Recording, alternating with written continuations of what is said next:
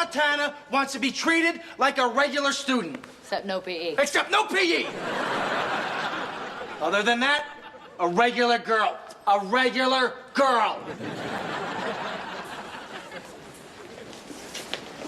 The first episode we have is Sweet Home Hannah Montana, an obvious parody of Sweet Home Alabama, which is a really relevant song title to reference considering this is like bringing the countryside to the West Coast, all that Hannah Montana is about, and introducing us into this new era. So they're arriving at their new home, and Robbie Ray is focused on his hair. They do not want us to forget that. Different house, same dippy dad. Same dippy dad with great hair. And we get to the new place. It's kind of like a bachelor pad, so of course Jackson's gonna love it. And I don't know why Miley's into a leather couch. I just feel like it's not relevant. And it looks good? I gotta sit down. Ooh, their new TV is really nice. Lily is still living with them, which is so cool because it's more ties to the original series. And the two girls are basically getting pumped for their senior year, spelling that this is going to be the end of an era, and ironically the beginning of another era for the series. The conflict that starts in the first episode is when Miley sees her new room. It turns out to be like a 12-year-old's room with all of Miley's trinkets from being a child. Something that Robbie blindly thought she would want when really no teenage girl would want to have dolls and pink everywhere in their room. It's kind of annoying that in the theme song we end up seeing what the new room inevitably is, and I guess that's normal because it happened in the commercials too, but I wish they didn't tell us or show us what the room was before we got to it. Like, it's spoiled during the episode. They're gonna be living next to Jackson in the house, and that's already posed to be a problem, just like it was in the last house. All I got was a new stereo, new TV, new memory foam, man. And this is another Robbie Ray is out of touch episode. I seen how much you loved it and how happy you were, and then I bought the ranch, and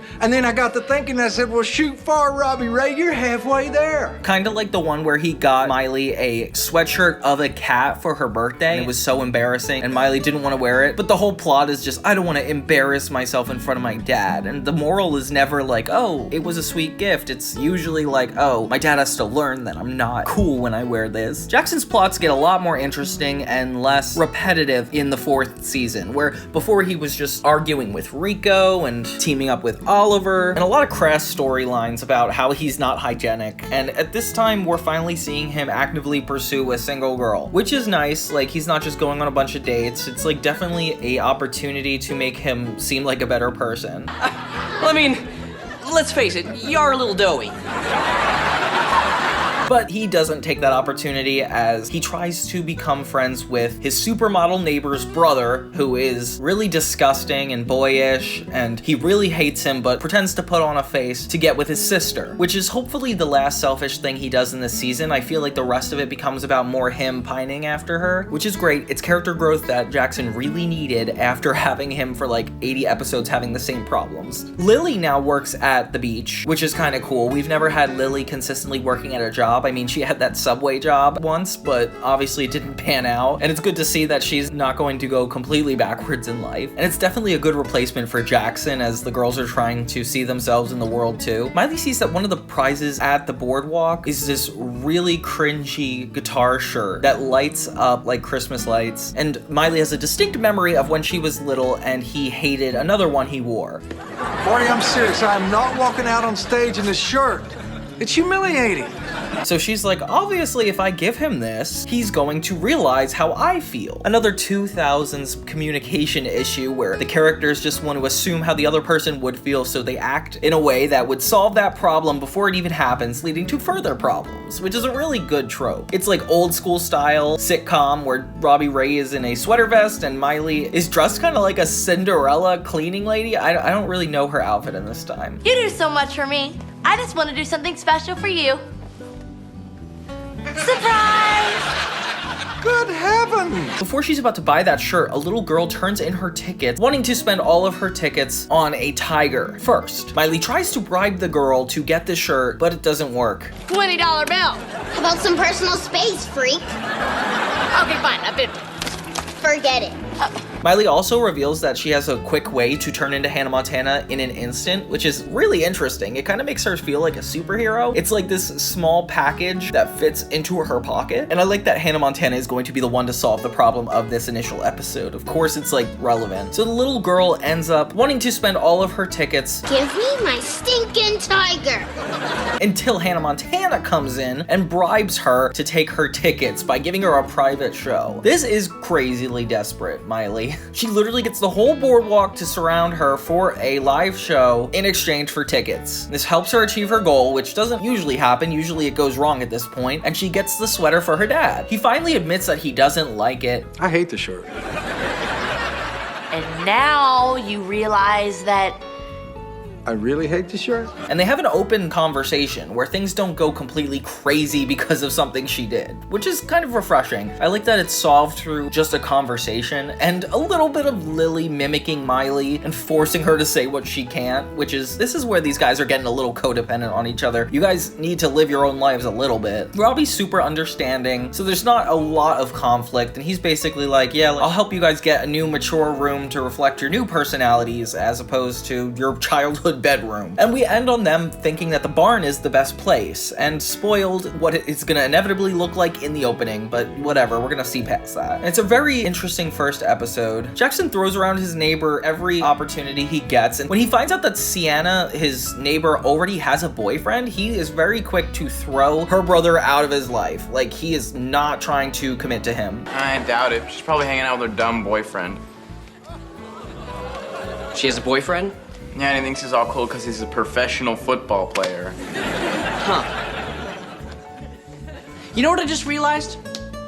Get out! But of course, when they find out they broke up, Jackson treats him well again, which is not cool. I think Jackson's really cold-hearted in this, like as if he didn't learn anything through the last couple seasons. But it's a lot. It's a lot for Hannah Montana to have to reset itself after it was proven doing so well with the Malibu Beach, with the standard setting. I feel like it was going to initially end after season 3, but then they renewed it for season 4 because of how popular and undeniably culture-shifting this show was. So they had a lot to prove in this quote-unquote pilot for a new season, where they needed to convince longtime fans that this was still a journey worth being on, and also being true to the characters, having them grow up and actually evolve the issues they're having, because keeping a secret like this is bound to cause some brain development issues, and you definitely see it with her relationship with Lily, with her relationship with her brother, but at least it's all a step up, and we're not just rehashing the same episodes over and over again. Like, they're a lot more character-based, and this episode is a good reflection of how it worked out. I feel like it kind of got worse after this point. After I got a hot new room, things just got a little too quirky for me, and yet Hannah Montana didn't overstay its welcome. It just kind of wrapped things up in a way that was really true to its characters. iCarly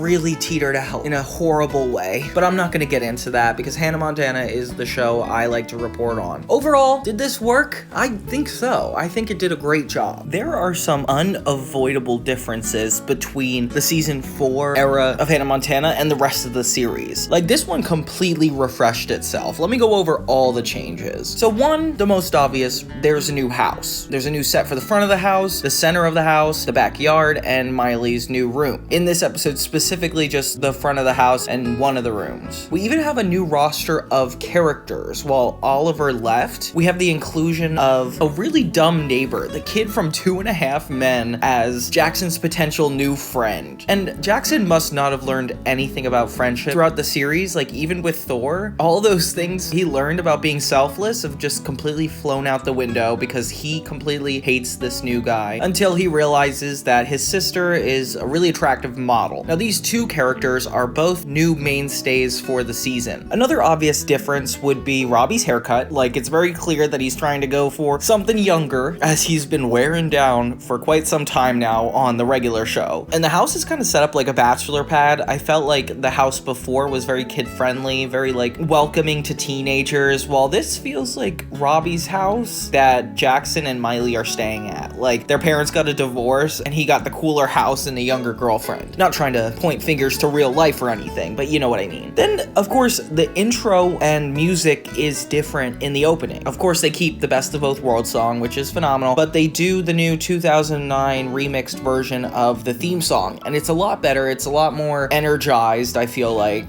The old theme song was starting to wear down a little bit, and this is another thing that the iCarly team did too. Like, they had the most significant jump in their theme song when they had the change of their sets and everything. Like, when they entered this new era. The TV screen is different, everything was shot in 4:3, and now it is officially in HD, which kind of helps my eyes. I'm so tired of looking at that stuff. It looked like it was 5 years older than this. Took Disney so much longer than it did Nick to jump into this new era. Miley's hair is longer, which is interesting because in the first season it was like standard length, the second season was longer, third season was significantly the shortest, and then now we're kind of back to the longest, which is interesting. It takes a step beyond the first season, which is a metaphor for like her finally growing up and becoming more mature, and I like that it's just like a subtle difference that enters this new era. Jackson's hair has gotten slightly darker, but not by much. He kind of looks like his third season self again, and Lily just looks older. So Lily loves the new house. Miley and Lily are finally living together again. They're excited because it's like a good party place, and it is. It's huge. I don't know why they couldn't have had parties at their last place though. That was definitely big too. Everybody looks significantly older, like they are definitely adults in this. And I like that the whole theme is senior year. I was wondering at the end of the last season 3 when we were going into the prom if this was the last year, but I like that we're really clear that this is the final year of Hannah Montana's schooling. It's crazy to think Miley's secret separated her from being able to be close to anybody that's not Lily. She's not open to new people because the secret kind of keeps her in her own little bubble, and she's never going to connect with other people if she keeps the secret. It's kind of like when you grow up in school and you have your friend group and you're not really open to a lot of new things, but then when you go to college or graduate high school, you suddenly get exposed to all these cultures and these differences, and it's like something you either embrace or you kind of stick to yourself. And I feel like Miley keeping the secret well into her senior year just shows that she only really was open to Lily and Oliver and the people that knew her secret. Like, she had this secret world, and that could be kind of isolating. Like, I wish Robbie kind of stepped in to be like, no, you have to get to know more people. You have to at least like show your true self to more than 2 people. Like, they all don't have a lot of external experiences outside of each other. Even Lily is almost kind of codependent on Miley because half of her life is contingent on Miley's entire lifestyle and her secret and everything that's going on with her. I know that's a very like egocentric way to look at this show, but it's true, you know, like Miley is the galaxy and everybody is just a little planet that kind of has to do with her. And that's more of a storytelling trope. It's not a reflection on the actual culture around this. It's just funny to like look at and take that seriously. With the change of set, it's like a completely new vibe, like borderline another series. Adding forever to the end of Hannah Montana's title is also a bold move, being that it was so specific for so long. I feel like the references to the movie are the most present in this season because it is guaranteed after the filming of it, as opposed to season 3, which you weren't quite sure when it jumped in the timeline, even though it was season 3, episode 12, for the record. But luckily they fill us with familiar characters to kind of get us comfortable with it, kind of in the way that iCarly did. Like, we have Sarah and Joni coming over to their new house, Rico making his appearance as he's still a main character and he just looks significantly older with his haircut, and of course the Malibu beach. Like, we're exposed to a whole new side of the beach. I always wondered when I was little, like, why did they never go back to that original side? Like, they're not nostalgic for it? Like, they're at this new boardwalk that's kind of an arcade and honestly more family friendly. It felt like the last location was focused on the beach and teenagers, but this one feels like a deeper dive into reality and real life. And it's weird because it feels like Miley's outgrown her Tennessee life as she becomes more fit to the Los Angeles culture, and adding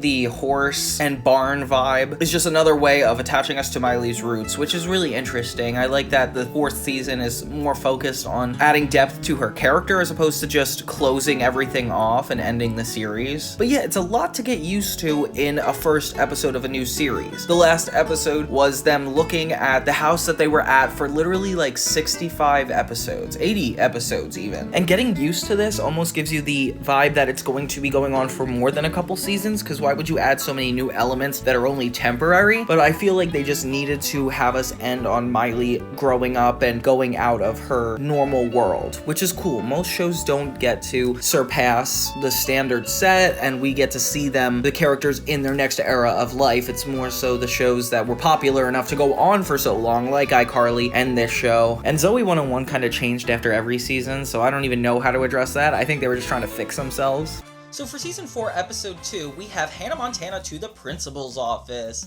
Miley starts with a video blog to Mama with her and Lily where they're introducing us all to their new room after that first episode. They must be so rich at this point, like the ability to turn a barn into this incredible room is just nuts to me. They even have the Hannah Montana closet integrated into here. Oh my gosh, that thing moves.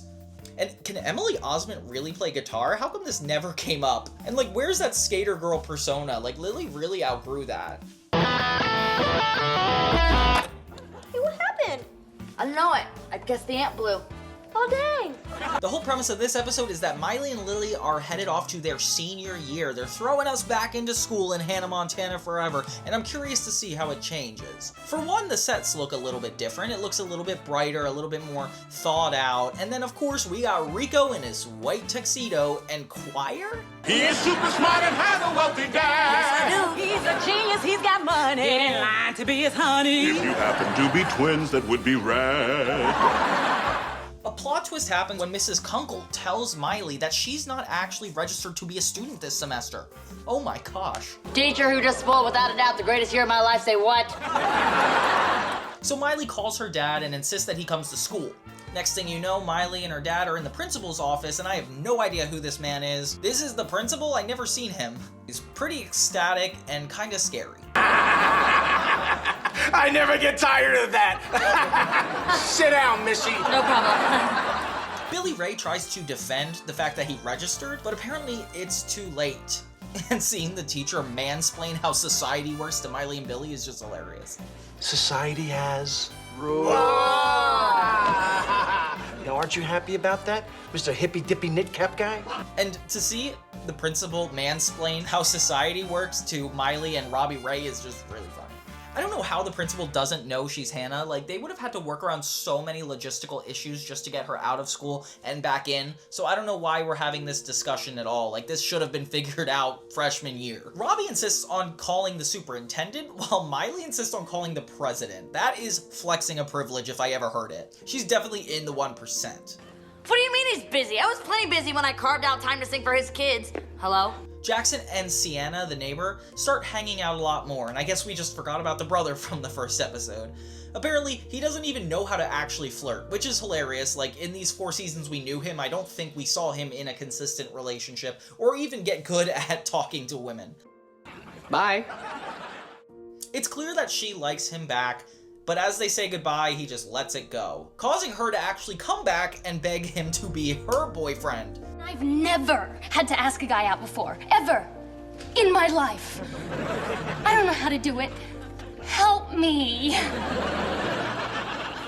Son, I think she just asked you out. Jackson shares his insecurities with his dad about another guy coming along and taking her away because she's this big supermodel, which is such a fair fear to have. But they end up dating and all is well.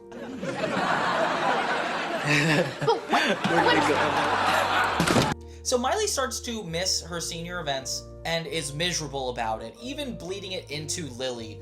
Don't let the fact that my life is in ruin spoil your senior fun. Go! Enjoy! Okay. Making it her problem too. Miley, you've had Lily to yourself for like 5 years now, and she doesn't even have one friend outside of you. Why can't you just let her go? Ugh, whatever, Miley. So she gets inspired to try to just show up anyway, but she gets kicked out. I didn't even realize school needed security guards like this. So of course she pulls the Hannah card and shows up as Hannah Montana, getting the principal to drop his rules and let her enroll. She's gonna love it! Oh! Oh, look at This entire season so far is her transition into bigger and more important decisions, kind of like you would in a senior year, but Hannah has held her back more than ever, and the stakes just rise and rise, which is why this is like one of the best seasons of television. So Hannah's in school, and it's everything the audience imagined. Like, she has fake friends, people act different around her, it's exactly what she always feared. Don't want to be Hannah Montardi. All right. Seriously, just go to class. I don't know how her friends don't recognize her or anyone in the grade, but I feel bad for Miley. Like, this must really mess with her identity, being treated so different just because of a wig change. Like, I love how this was a time where there were only a few famous people. Like, now everybody's kind of famous, whether you're on TikTok, YouTube, but back then there was only a handful of people, so it was a bigger deal. Everybody knew who one celebrity was. Her star power cut right through my macho facade. Hey guys. No, please. Making Miley's power in this kind of unbelievable and scary, making it really realistic that people would suck up to her this much. I like how Rico says remember me to Hannah, referencing the time him, Johnny, and Hannah went on that date. Beat as one. Both of us looking for love. Meanwhile, Jackson and Sienna are at the beach when Jackson has to go to the bathroom. He does not want to go because his fear of somebody walking up to her and just taking her away from him is gonna come true. I'll be right back. Really, really fast. Like a flash. Whiz, bang, boom. But not the boom, just the... I'll see you in a minute. But he can't hold it in. He ends up going anyway and coming back to seeing her with a bunch of guys, exactly what he expected. But plot twist, she actually tells them that she is in a relationship with Jackson, essentially calming down all his fears, which is really sweet. So Miley is deeply affected by the fact that she can only show up at school as her fake persona, a big metaphor that obviously is going to trigger Ordinary Girl as a music video with her riding on her horse. And I like that they have these more cinematic moments, like the show is transitioning to really give us that breathing room to experience Hannah's final year, and I am so here for it. Like, as Miley gets more mature and wants to make the right decisions, her childlike self that made Hannah a secret in the first place starts to become obsolete, and the slow realization is painful. Like, the first season, second season, the plots were like about fame and attention, and now it's about making an adult decision. With bigger challenges, making her question how much she's willing to give up to keep this secret. I love how Lily and Miley paint school to be so desirable. Like, senior year, I was not showing up to class that much. At least we're looking at school as if it's like this positive place. Like, it definitely has its social moments. Everything works out because Miley does get a hold of the president, he shows up, and he's definitely impersonating Barack Obama. Oh man! Mr. President! Your Majesty! Telling Miley that he's helping her get into high school. And all is well. But while she was able to get out of this one with her disguise, it's not so much for the next episode. So this episode is called California Screamin'. It's season 4, episode 3. So we start with Hannah and Lola getting ready to go to Tracy's party. Neither of them want to go, and Miley keeps itching with her wig. Ow! Ow, there's glitter in my eye. Glitter in my eye! Well, at least this time your wig isn't itching. You had to go there. Before they leave, they see that Robbie is sitting and watching TV alone, and they're basically like, oh my gosh, poor guy, he's not in a relationship, so sad. And that makes me as a teenager watching this show be like, wow, I don't want to be that sad. Yeah, but I'm not gonna blame TV for all my issues. So they go to the party and actually come back pretty quickly because Miley feels so bad that her dad is alone, which is not something she would do in the first season. She would be the one that doesn't want to go back. So it's funny that she's like kind of getting Lily to be the one to be sensitive here. Robbie's watching some parody of The Bachelor because he's cheering on some guy, and it's kind of funny. I tell you what, I didn't like him at first, but after he read that kitty cat poem, I was Team Michael all the way. So we see that Miley has a vision of her dad being old and gray alone, as if it's like the worst thing in the world. I like that this season has so many flash forwards. Like, they're doing a good job at showing us the fears that these characters would have through these flashes. Kind of reminds me of That's So Raven, where you see into the future and try to prevent it. But Hannah Montana does a good job at, like, not leaning too much into it. And this isn't the first time we're seeing a plot about Robbie in a relationship. Miley tried to hook him up with Lily's mom last season, but then that ended in a big argument between the two, where Robbie was pretty stubborn. And then in the first season, when Miley thought she saw Robbie with somebody and didn't think he was ready yet, so she was more upset about it, which is interesting. I just love how much meddling she feels ownership to do. Meanwhile, Jackson's on the phone with Mama, showing off that he is with a supermodel, and it does not get old. The supermodel I'm dating? That's right! I'm dating a supermodel! Rico makes his first appearance at the house, and is like, I don't know how you could possibly be with a supermodel. How can a girl like this be with a guy like this? That's not fair. I mean, anybody can look stupid if you catch him at the wrong time. It was a really cheesy pizza. It was a really muggy day. That is not me! Miley sees the nurse and realizes that she's desperate for a date, so she's like, hey, you should go out with my dad. And she, like, plants a bunch of seeds that show him to be a good person. I sure hope I don't have head lice, because then my, single and very attractive daddy would have to come pick me up. I'm pretty sure you'd be able to drive yourself home.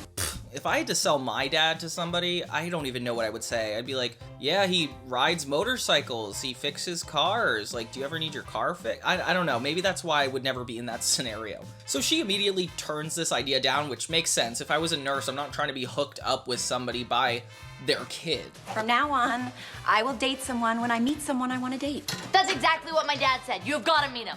So Miley has to buckle down, and even though Lily said she didn't want to be involved, Miley pours ice down her back. Miley is such a bad friend, and it is ridiculous every time. Involuntary muscle spasm. Don't want to have lunch with me, you know. So then she has to get Robbie to show up, which I don't know why that would justify your parent coming in, and gets her dad to meet the nurse. They do kind of hit it off right away, just as she said. So it feels like there's not going to be a lot of plot going on. Or they're going to not like each other. Like, I don't know. I'm kind of wondering how this is going to go. Well, look at that. I'm just feeling so much. See you later. Meanwhile, Jackson's practicing kissing on a toy because he's way too nervous that if he kisses Sienna, she'll break up with him because she'll realize he's not in her league, which is a very realistic insecurity. Like, I definitely, at Jackson's age, was having imposter syndrome when it came to my personality. Like, I would always be insecure about it. So seeing Jackson act this way makes me feel like, okay, I'm not so alone in the world. Ooh, I'm kind of chilly. Aren't you? Now that you mention it, I am. Yeah? But he takes it a little too far. When they're sitting on the couch, like, she clearly wants to kiss him, but he gets further and further.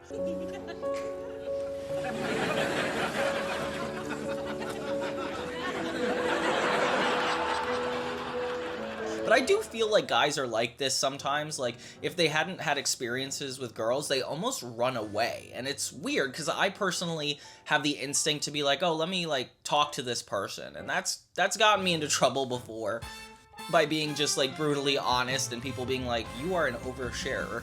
But in this instant, I just don't empathize with Jackson. Hey, Sienna, wait! No, wait! I think this girl is actually from Pretty Little Liars, and it's perfect that she is slightly older for this role too, because it makes Jackson look like he's still younger, and I feel like it's realistic. I would believe both of these kids are in college still. Like, you can't tell that they're literally like 30 years old. And Rico's watching from a tree, that has to be illegal, Rico. I like that Lily still works at the pier in this one. And her and Miley are kind of arguing about each other's boyfriends, which, Miley, you should not be trashing Oliver. He is your friend.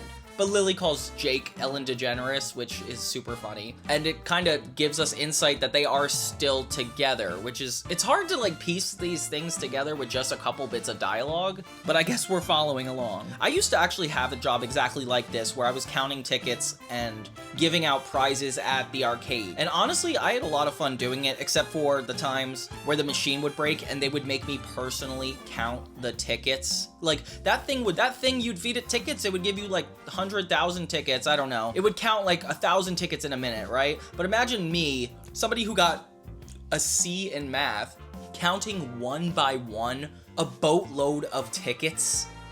And I gotta be honest, sometimes I lost count and just guessed. I just gave up numbers and gave these kids their toys. I don't know, who cares? The only plot that really happens is next, when Robbie's about to go on a roller coaster with his date, and Miley's like, oh no, this is gonna ruin it for him because he's so embarrassing on roller coasters. And this one's a little harder to believe. I feel like this new season is definitely good at being more serialized, because there's not a lot of plots that begin and end within the episode. It's just more of Miley going after one goal at a time and overcoming it a lot quicker than before. They seem to milk the first half of the episode a lot in this, and maybe because we're trying to give context for when Miley has to give up her secret, but it's something to keep note of. So yeah, she's worried about him going on this roller coaster. People who scream on roller coasters. I mean, it's not like you don't know what's gonna happen. You're up, you're down, you're around, you're done. That's it. So, let's just not scream, okay? Shh. Thought you said Miley was your normal kid. Sadly, that's true. So she goes on with them and essentially tries to keep his mouth shut. I feel like this is kind of a lazy attempt at doing one of those scenarios where you get the main characters in a room for the big climax of the episode, but it's just her stopping her dad from screaming. By the end, they're like essentially wanting to go on the ride again, and Miley is trying to stop them. Robbie starts to see through this, and they actually do have a heart-to-heart where she admits that she's worried nobody's gonna love him. And oh my god, if I were him, I would feel terrible. My daughter's like, I don't think anybody's gonna love you, Dad. I'd be like, okay. I just don't want you to die alone, Dad. Do you know something I don't? Daddy, before you know it, Jackson and I are gonna be out of the house, and you're gonna be... Just fine. But he kind of assures her, and he's like, if your mother loved me, then somebody else will. But I don't know, if we're also going by that logic, that means everybody who loves you will die. Interesting. Robbie, Ray. And that's kind of how it ends. Robbie keeps seeing Lori, and Hannah and Lily are just hanging out in their room, and we kind of never go back to that itchy wig situation. Like, she mentions a lot in the first act that her wig is itchy, and I thought it was going to be a plot point, but it was just a comedy bit because it happened like 3 times and it was over. Now next we have Season 4, Episode 4, and Episode 89 in the whole series. Dee-doo-da-doo-da, Don't Tell My Secret. The title's a reference to the song Dee-doo-doo-doo, Dee-da-da-da by The Police, which, please, I tried my best.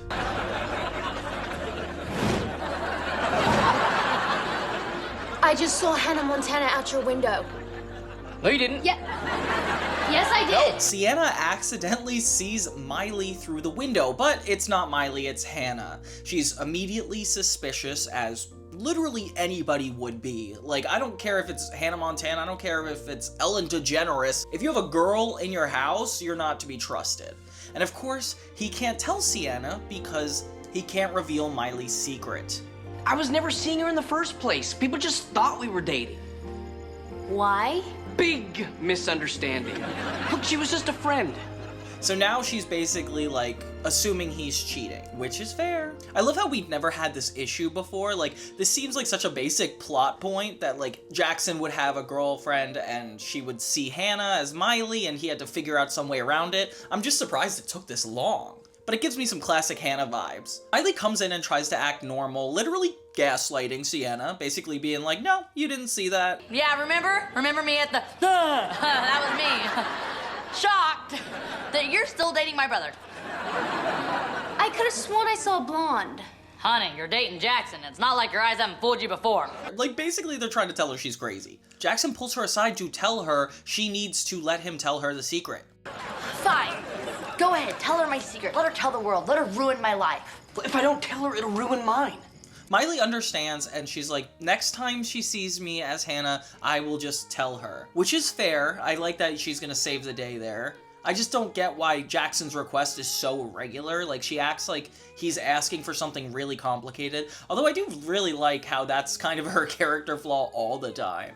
So meanwhile, we're still committed to Lily working at the arcade. I'm starting to get comfortable with this new pier. Even though it takes away the nostalgia from the old pier, I feel like they do a good job at recreating the vibe of it, while also sticking to more adult themes. Like, it's definitely a show that takes you on Hannah's growing up journey. Meanwhile, we're trying to get used to Rico owning this place, but it's so different from the beach, and it's just, without the Rico sign everywhere, it feels like he's a little bit less powerful, if that makes any sense. I took it over from my father, who took it over from his father, who took it over from his father.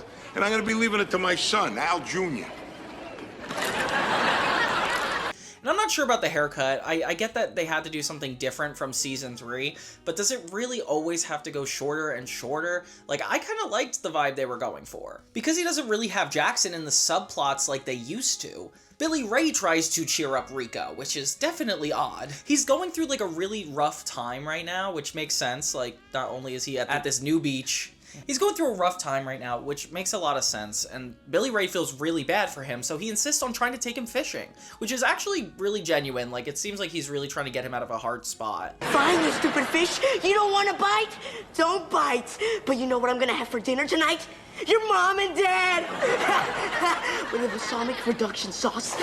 And being as smart as Rico is, I wish he, like, listened to adults a little bit more. I feel like you're not that smart unless you really, like, pay attention to what older people say. And he doesn't do that a lot.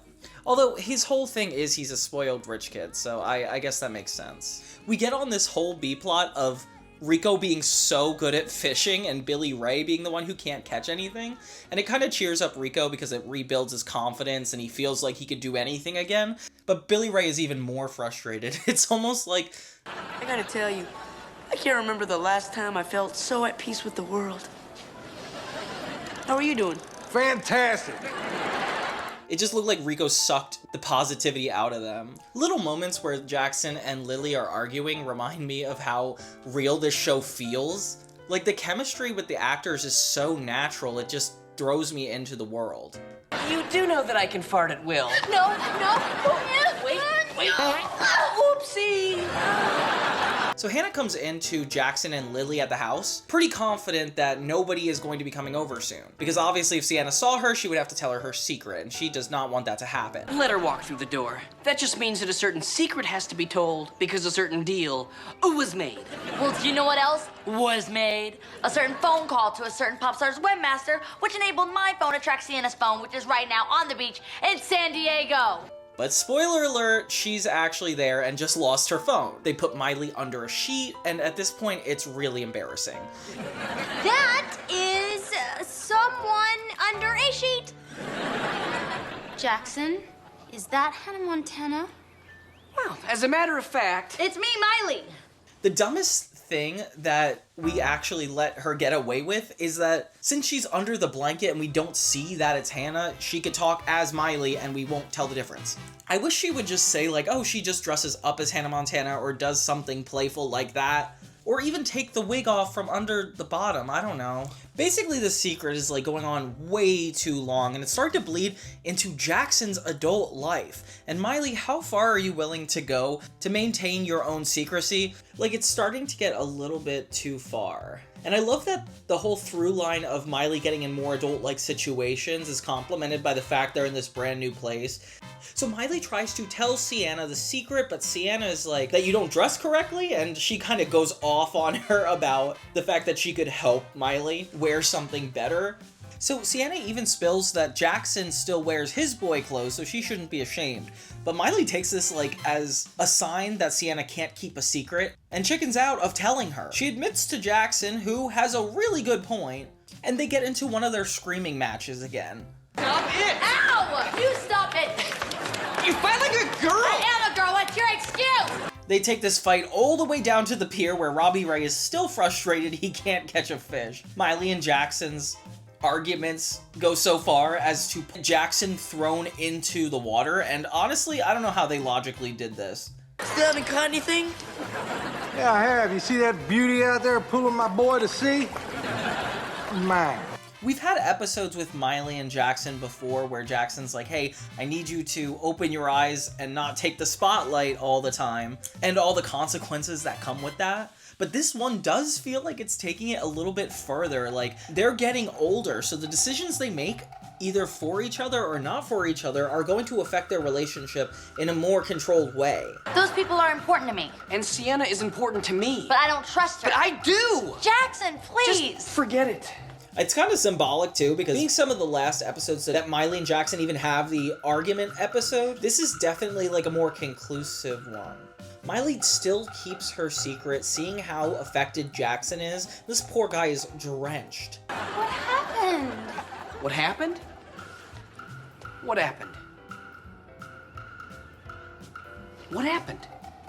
I was at the pier, I fell in the water, and then Jackson jumped in and saved me. Oh, honey, you just keep getting better and better. So Sienna's about to walk out before Jackson realizes that he has to keep her secret still. And he is just such a good brother in some of these instances. Like, I feel like he does have his immaturity. He could be a little rude sometimes, but like, when push comes to shove, and he's definitely not as bad of a character as like he makes himself out to be. I feel like we're seeing that goofier side of him now that he's in a relationship. But it's always been there through subtle ways. It's nice that Jackson has, like, this time to develop as a character instead of going through all these hijinks with Rico as the subplot like it was for literally every episode before this. And this is my favorite part. Lily reveals something about Hannah. Aww, see? You told the Hannah secret and everything's okay. And Sienna is like, so we are still about Hannah. And Lily, when she makes a mistake, she has the funniest reactions. Oh boy. I don't know why, I like her a lot more as the show progresses. I'm not sure if you guys watched Emily Osment in Young and Hungry or Young Sheldon, but she is such a good actress. What's the big mystery? I'm really Lola. There, I said it. Don't you look at me. We'll learn a lot. There's a lot more secrets about her coming up that I didn't even realize that were in the last season. And I'm so glad Lily didn't reveal it fully so Miley could still make the decision to tell her, because I was about to be like, if this is another thing where Miley isn't the one who solves her problem, but she's just apologizing for the actions of it, like, it's good to see her take control in this moment. He's not dating Hannah. Then what's the big secret? You really trust her? I do. Then I do too. Hello, I'm trying to make a dramatic exit here and you're ruining it. She shows her the Hannah closet, and she's getting used to telling her secret, which, oof, isn't she tired of playing all these old games and, like, all the work that goes into this? So this next episode is Season 4, Episode 5, The End of Jake as We Know It. Episode 90. A little bit anticlimactic, I'm just gonna warn you right now. So Oliver plans to visit for Miley and Lily, and sees the new place. Mr. Stewart, how you doing? Stop it, son. We both know you don't care. He so gets me. He tells her that he found a picture of Jake cheating on Miley. I'm in big blonde bag of butthead. Ugh, I know. Men, worthless. All of them. Honey, you're not a man. You're Oliver. Later, when Miley's sleeping, Lily decides she'll tell Miley to break up with Jake. She does so, waking up Miley in the process. Lily jumps back into her bed and pretends to wake up, and Miley tells her she had a dream about Jake and calls him to invite him to do something for the Christmas special. And he agrees. I guess what I'm just trying to say is... You can do it, girl. Come on, tell him. Please come back home for the weekend. I really miss you. Yes. Ew, what? So Jake arrives at the new place, and his hair went backwards in progress. I complimented it before, and he somehow undid it. Cody Lindley, this is not the way to be. Looks like Robbie still doesn't like him, and this makes a little more sense now. Daddy! What? That's my happy shake, which means there's an angry shake. You don't want to take that ride. The day of the Christmas special, Lily and Oliver are talking about how Jake cheated. Later, Miley takes her break and goes over to Lily and Oliver, and a young boy who is eavesdropping interrupts their conversation, innocently asking why Jake was a cheater and if he cheated on a test. Oh no. Miley glares at Lily and Oliver because it's like, why did they not tell her? Miley's upset, but she still has to do the Christmas special, even though she can't talk more about it. In the sketch Miley does with Jake, she starts beating him up. Have you been a good little boy? Oh. Yes, I have. No, you haven't. Yes, I have. Liar! And Jake apologizes for what he did, to which Miley says Santa doesn't believe in forgiveness. It's kind of fun. Miley nearly ends her friendship with Lily and Oliver, but her dad helps her realize that they were just looking out for her and what was best. Miley forgives her friends and rejects Jake one last time. You're sorry and you want another chance. But I'm not gonna get another one, am I?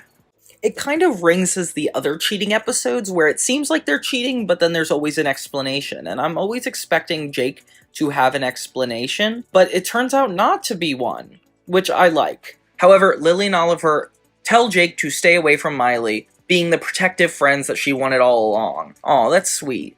Miley interrupts Jake by telling him to save whatever he was going to say, and that's just kind of how it ends. Jake realizes their relationship's finally over for good and leaves as promised to Miley. He then cheers her up by telling her that someone stole his clothes, so he has to fly back to Phoenix in his silly costume. And Robbie admits that he never liked Jake, which is so true. It's crazy that their entire built-up relationship had to end this way, being that it was so meaningful and had a lot of twists and turns this entire series. For me, it feels weird that Jake cheated off camera. Maybe it makes it seem a little less intense, but it feels a little anticlimactic. Like, I didn't see Jake as having that issue, although it is a good lesson for people who have cheated before. Sometimes it makes me think, though, that they just didn't do a cheating plot line, and that's just an excuse to get Jake off the show. I definitely don't think Jake and Miley should have ended up together, but I feel like this was a really embarrassing way to go.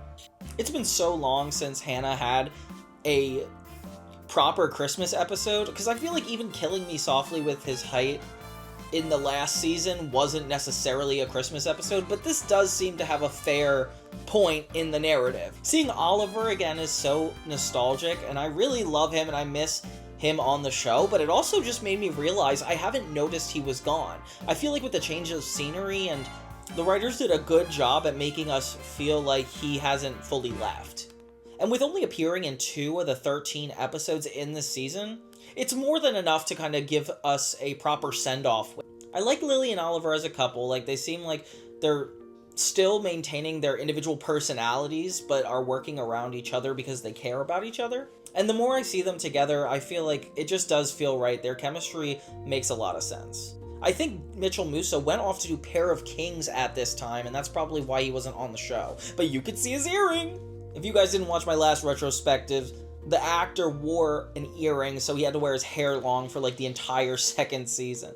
Oliver. So in a really sweet B-plot, we actually get one more Rico and Jackson storyline. I guess they just couldn't have Sienna for one of the episodes, but I do think this is necessary. Like, I'm missing their chemistry a little bit. I feel like Jake is just so nothing at this point. Like, he used to have an influence over the plot, but the plot's going on around him and he's just like a set piece. Like, I don't know, it just doesn't feel right. It was definitely all around a really good episode. And I loved seeing Mike Stanley one last time and Oliver in a fun, quirky plot, and justice being served with Jake Ryan. So next we're gonna go to Season 4, Episode 6, Been Here All Along. So this one has a very different tone than what I'm used to on Disney Channel. We have another Miley and Billy Ray plot, but this one has kind of a twist. Like, they managed to involve the US military in this, essentially, but we'll get to that in a second. Let's jump and recap the episode. So Miley is trying to make plans with her dad, and he's just so tired of her flaking on him. I mean, she's a growing teen. I don't know, Robbie Ray, I would just get comfortable with it. Forget the beach. Tomorrow, just you and me, daddy-daughter day. Chiseled in stone? Solid as a rock. And I promise I won't change the plan. And Lily won't forget. Still not funny. You can't just always have a conversation on the plane to Florida. And surprise, surprise, this episode does take an interesting turn. Griffin from He Could Be the One from Season 3, that 2-part special, where she chose Jake Ryan over him, he's back! And if I were him, I would feel like really bad about myself. Like, Miley literally chose Jake over him. She said, hey, I found a guy that's better than you, and I'm gonna go with him. I don't get why he's not, like, hurt at all. Well, now that I'm not with Jake anymore, there's nothing stopping me and Jesse from being together. Jesse! Except that he only knows she was Hannah. Yikes.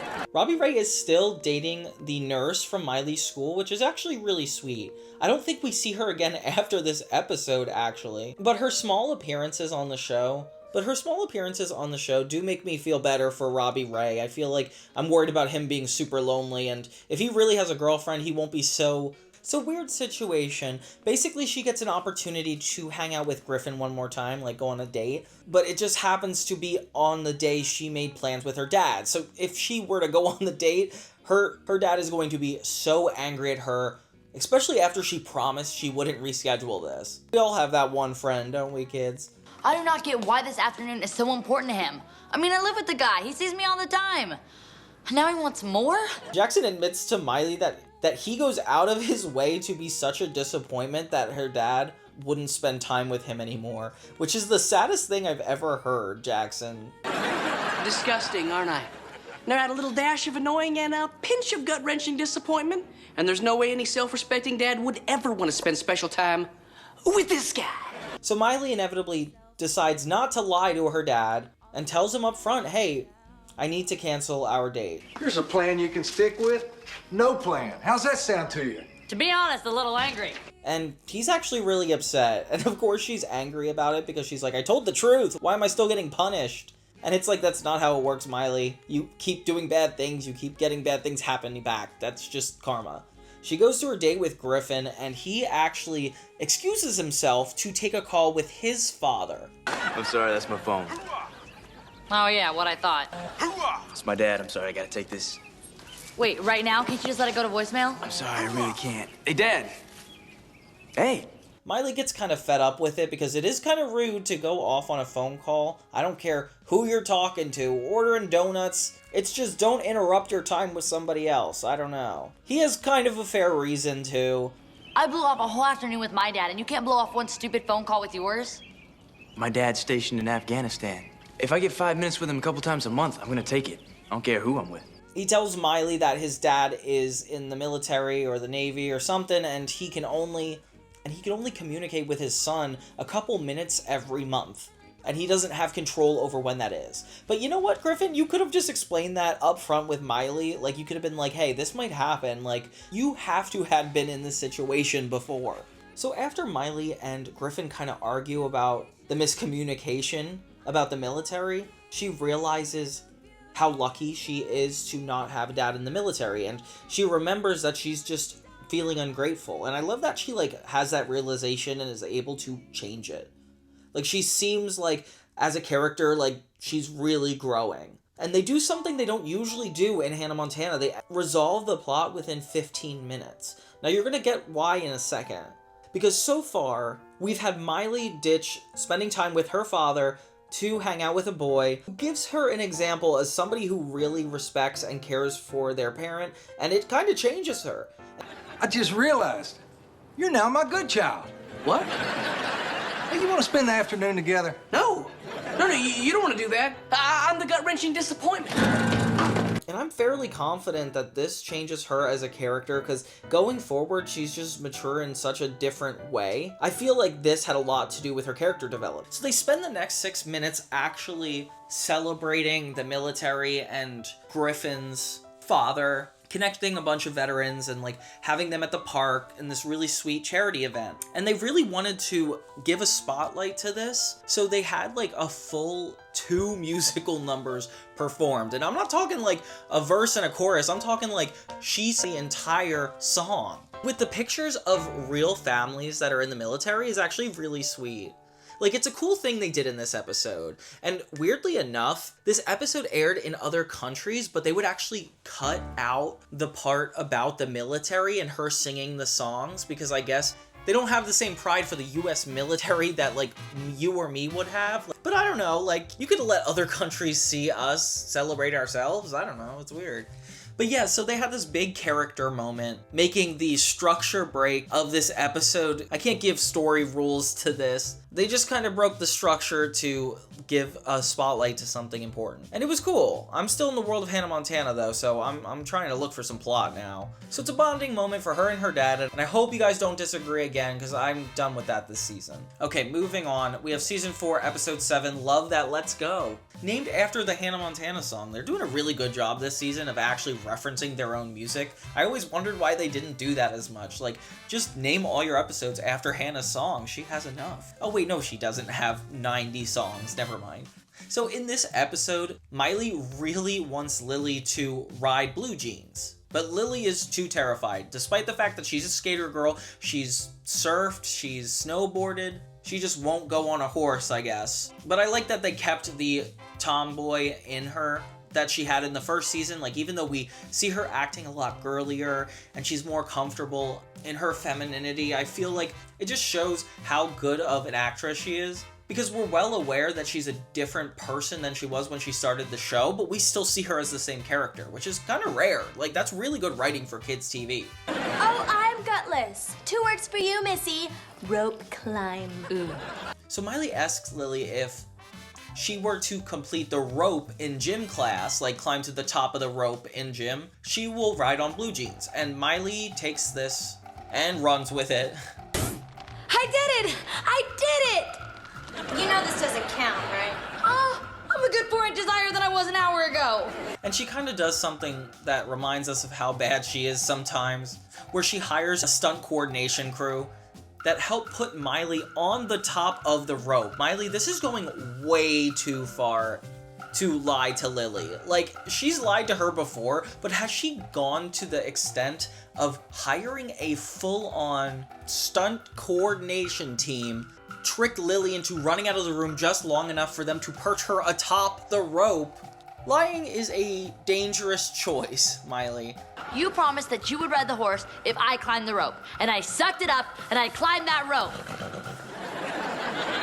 But she doesn't seem to feel guilty immediately, and she takes Lily out for a ride.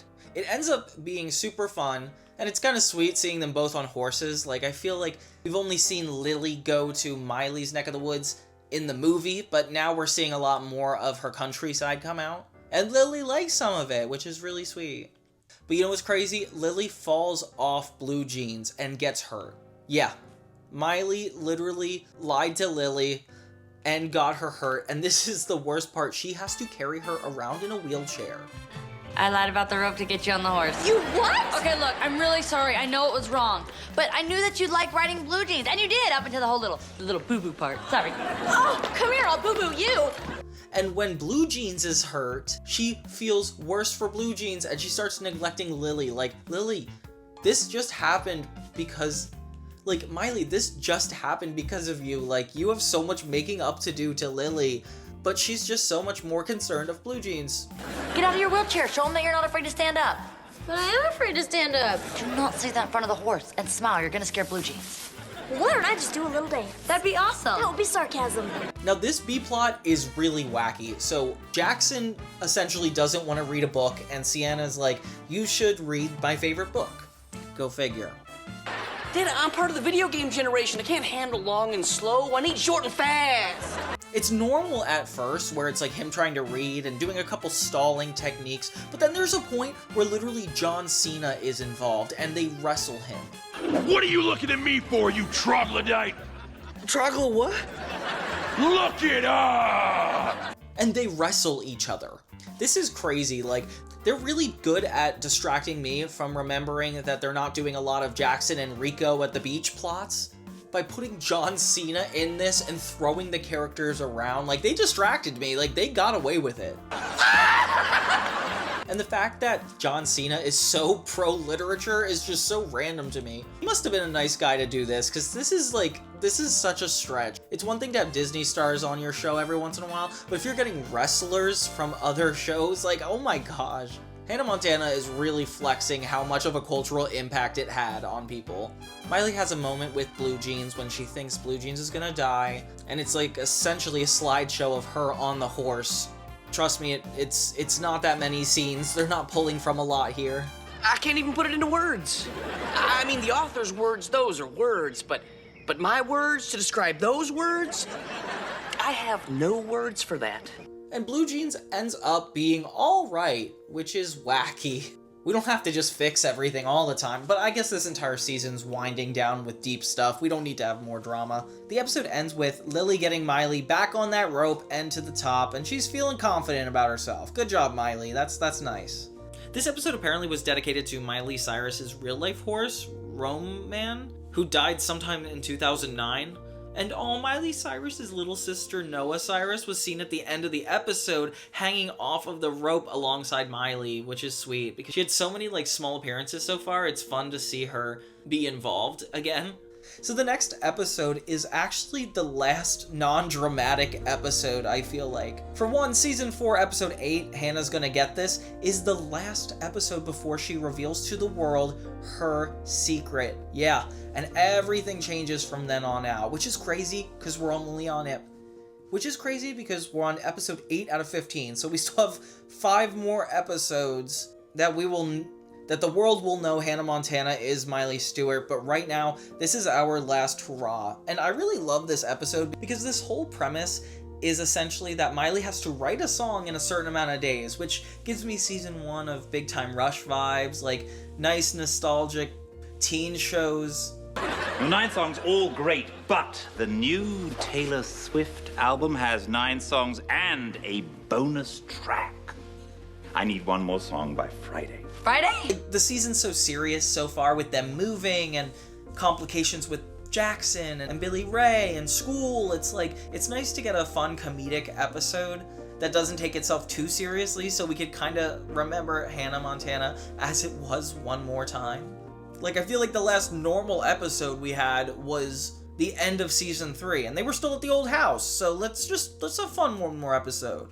We reveal in this that Miley does write her own songs now, which is a really cool character development. I had no idea that they weaved it into the lore of the show. It's not gonna be a problem, is it? The only problem we're gonna have is figuring out which one of the 100 songs up here I'm gonna let you make a hit out of. Then I'll have it by Friday. Absolutely. But yeah, Miley writes her own songs, and they make a reference to Taylor Swift, which is so funny because they're still both relevant today. Like, can you believe that? That's insane to me. They're such a staple of the 2000s, and are trying to weave their way into the 2020s. And I'm not complaining. Miley basically has writer's block this whole episode. She can't write a song. She even tries to steal one from her dad, which is kind of a funny plot. So tired of the same old game, with no one else to blame. Nah. But it doesn't work. He can see right through her. And this is when it kind of takes a turn for the interesting. Miley ends up writing the song, and it's great, but they want to bring in a focus group. Interesting, right? Somebody's not afraid to let an artist grow. I mean, clearly my audience is wise beyond their years. Hey! Hey, get your finger out of your nose. We're ruining your credibility. Yeah, I didn't expect it to take this turn. Basically, they have a bunch of kids listen to the music and tell Miley what their opinion of the music is. And a lot of them don't like it, or they do like it, but they say it's not Hannah Montana, and Miley is pretty offended. And here's what I think of your mama's opinion. Daddy! I think I need to take a walk. It's definitely parallel to the real world, where I don't know if you guys knew about this gossip, but back when Miley left Disney after Hannah Montana, she came out with a new album that was very mature and like basically her proving herself as an adult, not just a teen star. And she got taken seriously because she made great music. And her career only took off from there further. But this is like a foreshadowing of what would happen after she leaves Disney. Like, this is Miley being judged for everything she's about to do in the real world. It's so meta. Change is exciting and it's fun. Just like this song, and that's why I love it, and you guys should love it too. Like, they essentially don't want her to grow and develop. Billy Ray is kind of like, yeah, no, you're supposed to change your sound. It's normal to, you know, reflect who you are. But the other argument is that everything that everybody loves about Hannah Montana is going to be missing, which is kind of shallow. I mean, I get that they view her as just this song machine because she's a celebrity, that Miley's music should be influenced on the focus group as opposed to her normal gut feeling. But it seems like it's still up to her, like she's not stuck in any contract or anything, but she is like nervous about changing her music. And even the little girl says, I love you just the way you are. which is so depressing. Imagine being Miley Cyrus, like breaking out from Disney and actually going off to make yourself a big career, and you have the reputation of doing one thing, and it's like the audience wants you to do that for the rest of your life. It's like, no, you have to grow up. And I'm so proud that she did that. Like, it's definitely very inspiring. I say it! I just can't Oh, Cammy. So later, Ayaz wants to buy the song Hannah wrote, and she's kind of left with a conundrum. Either keep it for herself and risk her fans not liking who she's changing to be, or let this guy have it and go back to doing the music that everybody expects from you. Oh, somebody just came from a focus group. I was gonna say I loved it. Really? Yeah, you sound great.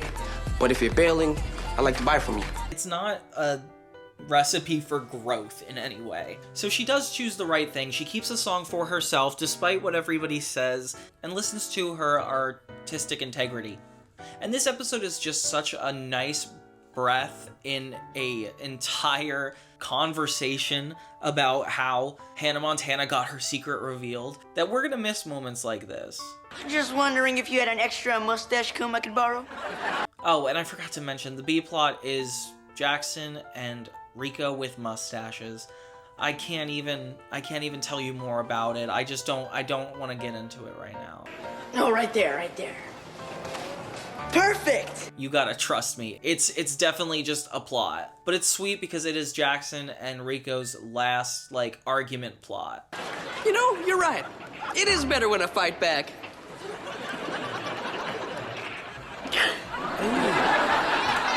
The next episode kind of does that pretty well. It's the Hannah Montana I'll always remember you episode. This episode is great because it's not just about her revealing her secret to one person, it's about her revealing her secret to the world. So we start with Miley and Lily in their fresh new house, bickering about if anybody really recognized Lily as Lola at all. It's kind of a funny bit because it's like, of course she's not that famous, so what does it matter? So Miley's preparing to tell Jesse that she's Hannah Montana, her current boyfriend that she originally didn't choose over Jake, and now they're dating, which I feel bad for him. She's nervous, and Lily's focused on the fact that she might have to reveal that she's Lola. When Miley tells him, he says he already knew, and he picked up on it, which, oh my god, if he could pick up on it, how have not a lot of people online picked up on this? I mean, I guess the online culture wasn't as developed as it is today in Hannah Montana Forever, but you know what I mean. Jackson, Sienna, and Rico just like dancers throughout this special. I don't know, I don't think it's that funny, but it is interesting that they kind of continue the plot. They did this for the He Could Be the One special, so I guess it's reasonable to do it again. So when everything seems fine between Miley and Jesse for knowing the secret, it starts to get a little bit complicated as they can't be together in public. Because if he were to be seen with Hannah and then also seen with Miley, he would be cheating and it would do really bad for both of them. And maybe they would even find out Miley's secret. Miley is, of course, upset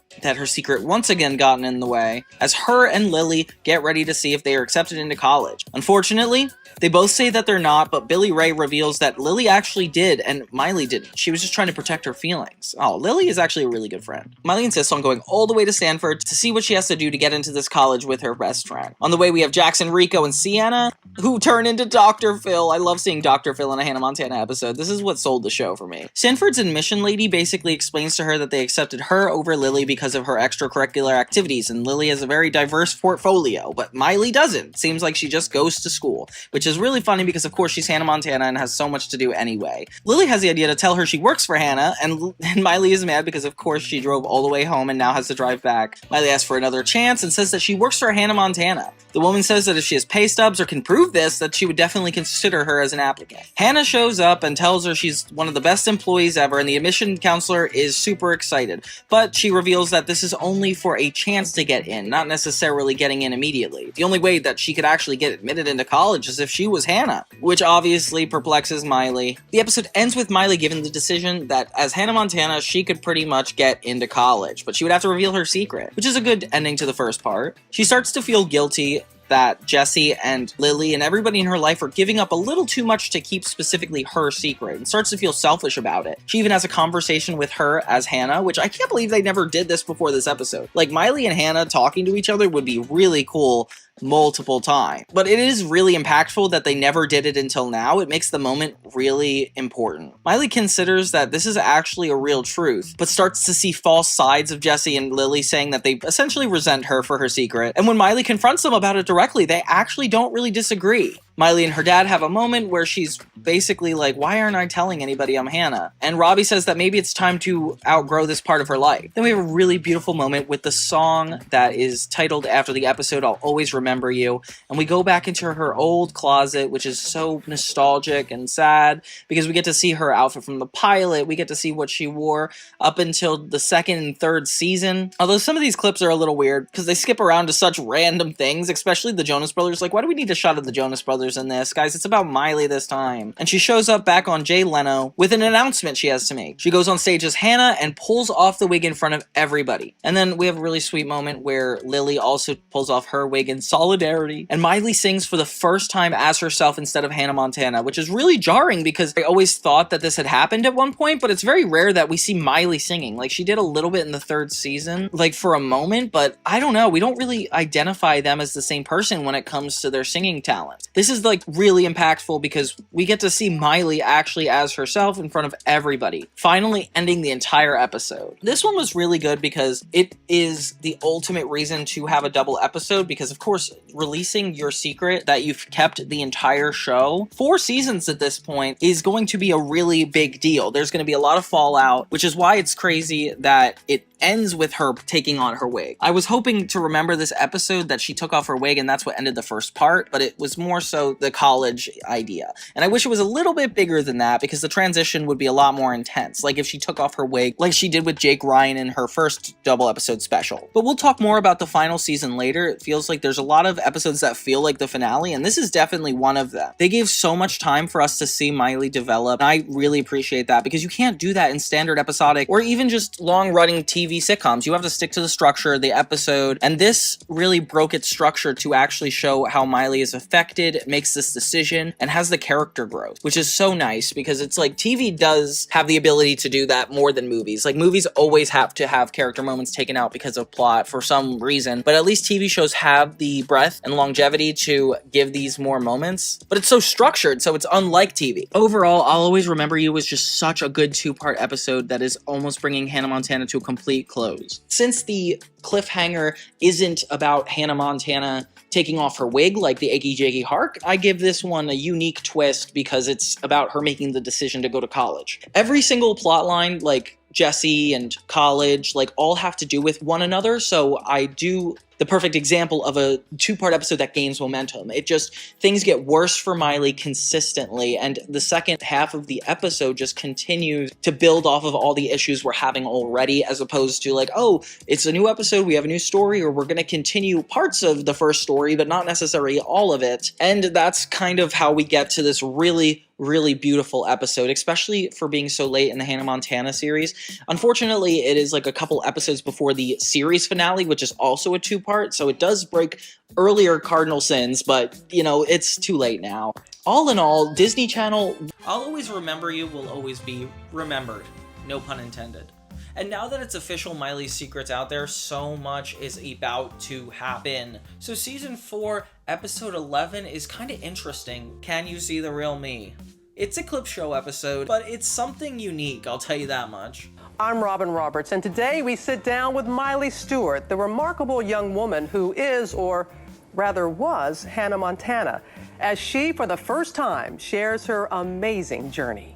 To me, it feels like a bit of a commercial break where it actually feels like it's Miley Cyrus playing her real self, but then at the same time, it's in the character and events of the TV show. But she just like conducts herself so differently. Like it feels like an extremely personal documentary being made on Miley, and she's like being open and honest with us, but like where does reality end and the whole mainstream begin? Because she's being so honest about her character's life. It almost feels like a therapy session where we're revisiting the old clips and kind of how that brought her to where she's at today. Probably for us to see the real gravity of how her secret is going to impact their life. No anything was more important than my friends and normalcy and my family. What about your older brother? Was he any help in dealing with his double life?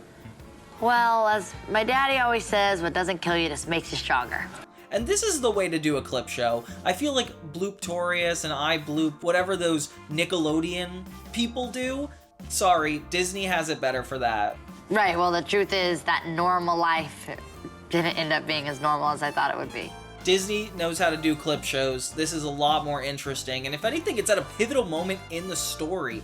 Hannah Montana doesn't have to have that intense of a story, but it does, and it's really funny how it works out so well. Seeing Miley like this is so interesting, especially going to the tail end of the series. Like, they're really letting us enjoy every moment that Miley is going to have up from when she reveals her secret onward. And the whole world is like so different, so upside down, and I cannot tell real from fake anymore. I've been up since 4 o'clock, hon. Oh, really? You look great. I do?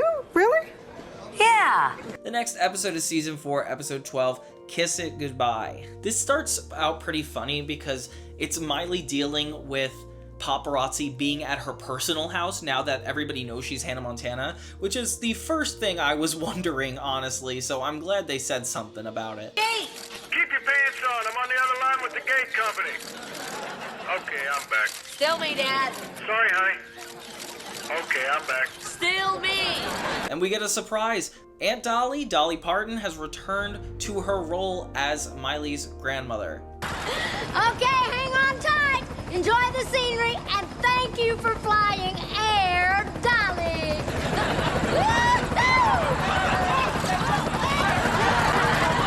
Which which is so sweet. Like, they build such a clever dynamic, and even though they don't say if they're like super related or that's just them declaring she's her godmother, I don't really know. But seeing her again and in the new house, it almost like blesses the new house with the integrity of the show, and you're constantly reminded that this is a very familiar atmosphere, even though we don't have the same sets and the characters are growing up so quickly and the situations are getting a lot more dire and dramatic. Or, if life gives you lemons, make lemonade. And still getting moments where they're being like really funny, like Miley trying to pose for the paparazzi's pictures or work with them, so that way they're both getting a benefit out of it. It's just so funny to watch it happen. Then you can just give me and my family some privacy. We can do that. We'll make this a regular thing. And I'll even throw in a couple, ooh, you caught me, every once in a while. Go ahead, take it. Blah, you got me. Okay, good. We see poor Rico traumatized. This episode has him essentially go insane because he cannot figure out how he didn't know Miley was Hannah. Look. He's been like this for hours. There is something very wrong with him. And you're just discovering this now? I think that Lola wig did some serious damage up there. And that's where we get a little reference to that Superman moment where it's so obvious to the audience, and I hear people talk about it all the time. Of course, if this were real life, anybody would recognize Miley. Like, the wig, it's supposed to represent, like, okay, like, the characters in this world fall for it. And it's so hard for people to believe, like, oh yeah, no, that makes sense. People would fall for that. That is not an essential part of the show. So, like, I don't even know. I'm a genius. I'm not supposed to miss these things. I'm becoming dumb. Like you! Miley goes back on Colin Lassiter, which is like an old talk show host from the first season, which is a cool comeback. I like that they're showing us some old people. You're on with Miley Stewart, the dream killer. And the whole episode kind of becomes Aunt Dolly mentoring Miley through the fact that people are so obsessed with her, they don't care about her safety, they view her as an object, and she's there to like kind of explain it all to her, which is very sweet because it's such a unique relationship, knowing that her great godmother has also been through what she's been through. But we learn a little bit more about Billy Ray's past too. Styles change, people change. I don't need to get on television to find out I'm old news, thank you very much. Oh, so you're just gonna let fear run your life? Don't be throwing my words back in my face, little missy. Where apparently Billy Ray has not performed in so many years. Miley essentially has to ask herself, do I want to be like my dad? Hey, come on, guys, you're missing it. He's not up there. Where is he? I'd like to start by introducing an old friend of mine. Well, actually, he hasn't been around in a while, and I am just tickled as punch that he has decided to make tonight his big comeback on stage. How about it for my buddy, Robbie Ray? And her dad makes a really sweet gesture where he shows up on Dolly's show and plays live for Miley, who's watching at home, which is really sweet. It's a really cute moment with Robbie and Miley that they're not actually even disagreeing. It's just them like growing out of having this one thing in common. And it's just so sweet. I can't imagine what they're like in real life right now. Knock him out, bud. Thanks, Dad. It's nice to see Robbie back on stage and feeling confident in himself. Like, it feels like that character is also growing to learn how to be alone, which is kind of depressing, but, you know, it's interesting. Oof, and that's when we get to the actual last episode. What you waiting for, an opportunity tonight? Come on, it's at your door, you're crazy if you leave it locked. The actual final, because the final episode is a two-parter, and this is just a half hour, so we're gonna have one more kooky adventure with them. Miley and Lily are graduating, which is awesome because they introduced that at the beginning of the season. And why is that? Because we're seniors! And so it feels pretty full circle, and that we got to see like a lot of them throughout their senior year, despite the fact it's only been like 13 episodes. Jeez, Palumbo, give the girl a little space. Since when did you become so considerate? I'm not. Yo, Isabel, picture time. My niece, big fan. And if she asks, I dumped you, all right? Like, they're really good at giving us time with the characters. And we got John Cryer back. I love this actor, and he's still playing Lily's dad. Graduation picture. real classy, Dad. It's so weird because Miley was on 2.5 Men, and now he's on their show, and this must have happened before all of that. It's nuts to me. Having Dolly from the last episode, we get another Mama episode. And I love when they do this, like they give each of the aunts their own episode, give Miley a conflict with them, and it's always interesting seeing them solve it. Like this one in particular raises a lot of interesting questions because we saw Dolly, who's a supportive parent-like figure, and now we're about to see Mama, who is a little bit more of a masculine representation of being like, you don't cry, like you're not an emotional person, and like you need to stick to your roots type behavior. I will never understand California. Y'all will spend millions protecting some endangered stink bug, but an elderly woman's tender feelings, squish. And it just shows LA versus the South, I guess. Basically, Miley's dealing with fame as an issue again, and we get to see how it affects her family in a deeper way. Mama wants to spend time with her, but everywhere she goes, she's being recognized because now everybody knows Miley Stewart is Hannah Montana. But my granddaughter's a huge fan, and I hate to bother you, but well, then bless your heart, don't.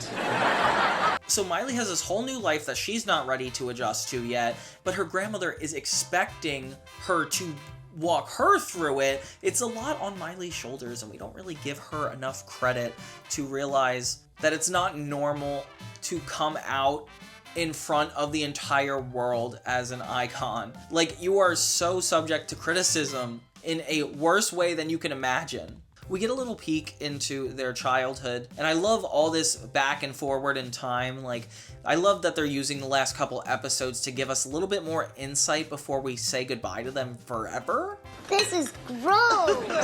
It's an acquired taste. Why don't you just add a little bit of sugar, sweetie? Or the whole bowl. Miley and Mama have this tradition where they drink tea together, and it's really sweet. Like, it's like when you're younger, before you care about anything, and you're spending time with old people, but you don't realize it's meaningful. That's exactly what this is. It has a lot to do with Robbie, too, which is kind of cool. I like how the last couple episodes give a spotlight on Robbie, Jackson, and Miley, and they're really interesting plot lines, too. I could be an international pop star, too, if I had talent. And hair extensions. Yeah, I said it. Hair extensions. There's a funny joke where Robbie is showing the kids his different eras, and one is even reggae, which is so ridiculous. Was the cover of my never-released Robbie Ray Does Reggae. But essentially, Robbie abandoned Mama when he became a star, and Mama can essentially feel that coming from Miley right now, which is really, really sad. We celebrated in an airport cafe because you were switching flights in Nashville. And the only reason that I got 3 hours is because there was fog in Boston. Well, Ma, you gotta understand. When I went #1 with Dr. Love, We'll See You Now, I was huge. Because it's like such a realistic concern. Like, Miley does affect all the people around her.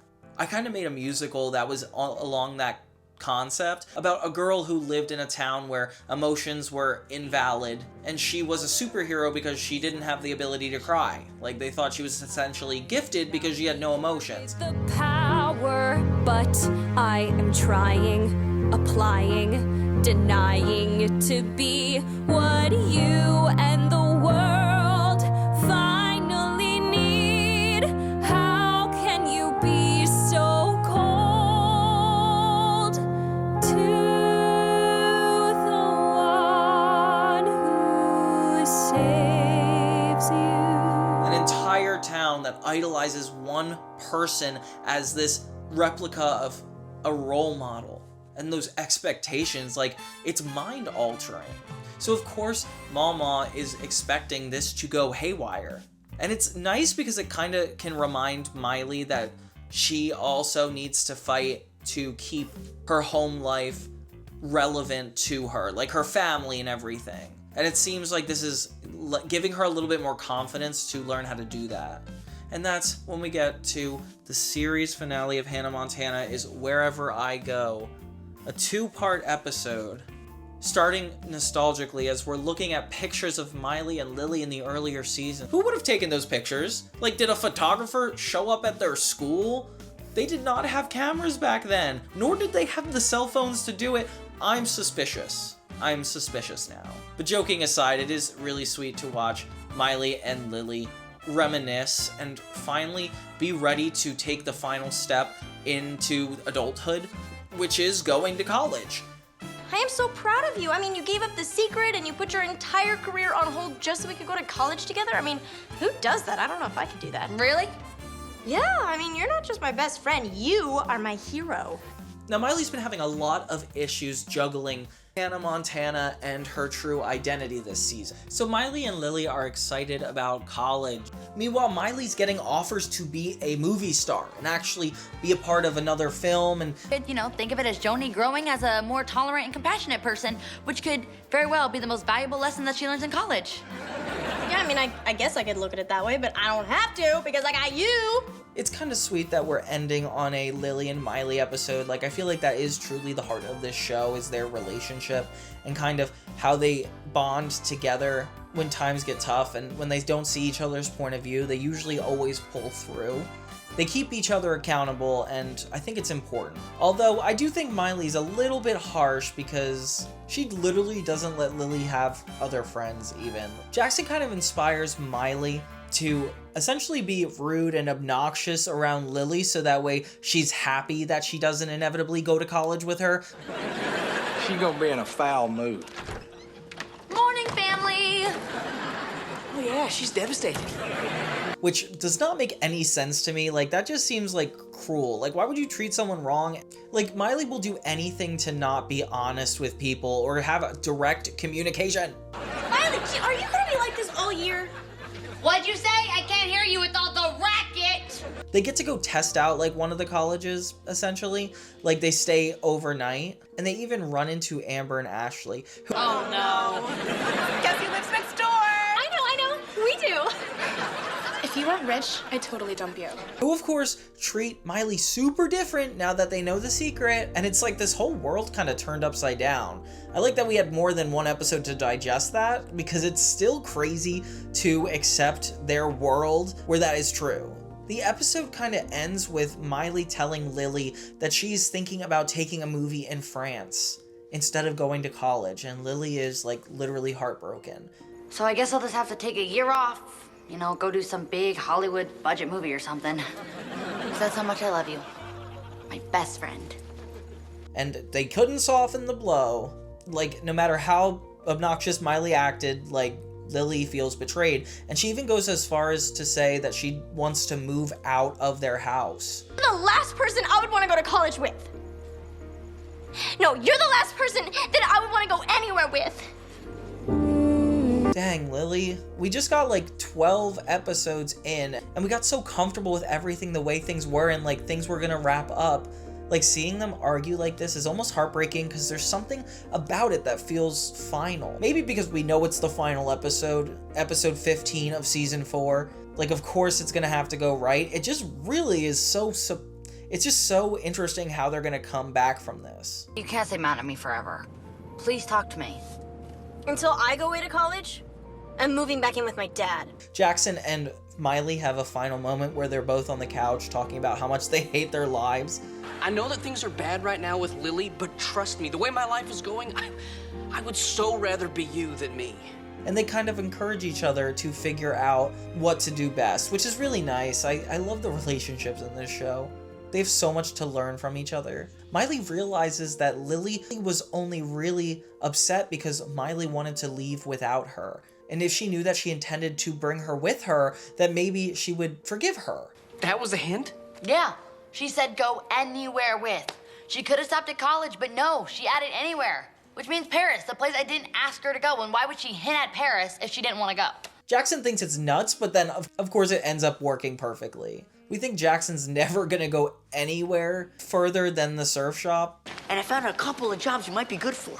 Yeah, at a cat hospital, cleaning up poop. When we get one final moment with Rico, and it's a really nice moment because Rico essentially is like, you're fired, you can't work for me anymore because you need to move on in your life and do something good. I'm only here because, well, I thought about what you said, and you're right. That you're the result of a botched Chihuahua cloning experiment? No. That you could get a full workout in a hamster wheel?